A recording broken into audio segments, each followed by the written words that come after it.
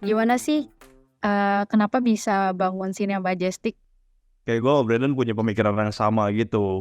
Sebenarnya setelah lulus kuliah biasanya bingung gitu mau ngapain dan mau kemana gitu, mau ngelamar di mana. Akhirnya kita bikin PH bareng gitu dari obrolan gitu. Sebenarnya obrolan lebih ke obrolan iseng ya gitu ya. Obrolan McD.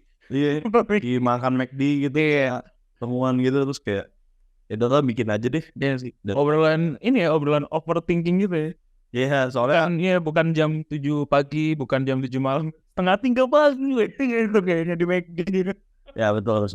Kita nggak punya basic, sama-sama nggak punya basic bisnis sebenarnya gitu kan. Modalnya modal nekat sih.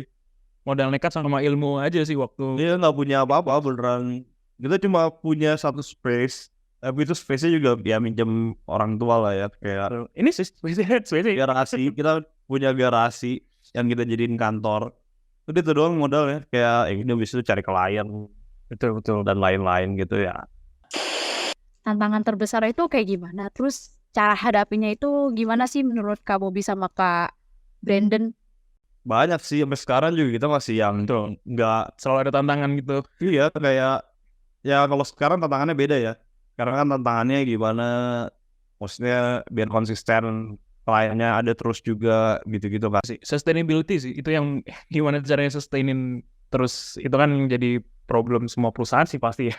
Mau perusahaan startup pun sampai kelasnya company yang gede gitu, corporate kan juga untuk sustain itu sebuah PR. Apalagi momennya tuh memang pas kita bikin 2019 COVID itu, tahun depan langsung COVID.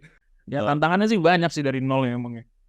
Pertama sih kalau dijabarin kayak branding itu pertama tantangan banget tuh, branding. Gimana cara orang tuh tahu kita dulu. Dan sebenarnya ada tips and trick kayak misalnya minimal kalau misal kita masih yang dari nol, kita harus kelihatan kayak profesional gitu.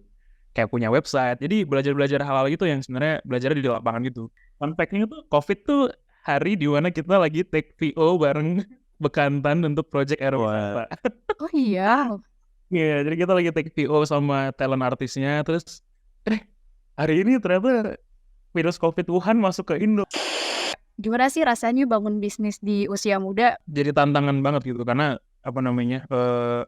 orang-orang bilang ya, gila sih, bilangnya pengusaha muda, tapi di rumah tuh tetangga pasti nganggapnya orang nganggur gitu. Karena kita banyak kerja di rumah juga, WFH gitu kan. Terus tetangga tuh bilang ya, kerjanya kerja apa sih? Oh, ada lah gitu. Punya usaha sendiri om gitu. Tapi tetap dianggap nganggur, kayak nganggur kali Brandon nih. Tapi ya gak apa-apa gitu. Akhirnya berusaha untuk tantangannya tuh karena berusaha untuk mencoba peruntungan gitu kan. Maksudnya kita bikin karya tapi juga tetap ada duitnya gitu. Nggak cuman bikin karya doang tapi nggak ada duitnya. Itu menjadi hal yang menarik sih. Dan akhirnya malah belajar banyak gitu. Nggak cuman seputaran film dan bikin iklan, tapi belajar apa yang namanya negosiasi, belajar apa yang namanya administrasi yang rapi di perusahaan gitu. Karena akhirnya semua belajarnya lewat pengalaman gitu sih. Gimana sih stereotip kliennya? Sebenarnya kliennya itu kita beragam banget sih, dan lucunya karena gue dan Bobby kan maksudnya ada anak muda gitu ya, yang pemikirannya kadang-kadang kalau ketemu perusahaan-perusahaan yang udah kelasnya corporate pun juga kita mencoba untuk beradaptasi gitu. Nah lucunya kita nggak ada stereotip klien-klien gitu ya, karena range-nya itu dari kelasnya yang startup atau UMKM sampai ke kelasnya kementerian. Jadi kita ngerjain semua gitu kan. Kira-kira pelajaran apa sih yang Kak Bobby sama Kak Brandon ambil selama berbisnis atau selama jadi entrepreneur? Dapat pelajarannya malah pelajaran hidup sih. Karena dulu kan mikirnya ekspektasinya sekolah film, lulus kerja di PH dan berkarir lah di PH gitu. Syukur-syukur kalau misalnya jadi director beneran ya ya oke lah gitu kan, karirnya ke arah sana gitu. Tapi banyak ketemu ini sih surprise gitu di jalan ya. Akhirnya sempat jadi director, ya maksudnya bisa naik juga jadi director iklan, kemudian malah memutuskan untuk keluar bikin sendiri sambil ngedirect juga. Dan di situ malah belajarnya lebih banyak sih. Gue nggak pernah nyesel untuk bikin Cine Majestic dan berbisnis dari nol, karena pada akhirnya malah lebih banyak pelajaran yang gue dapet.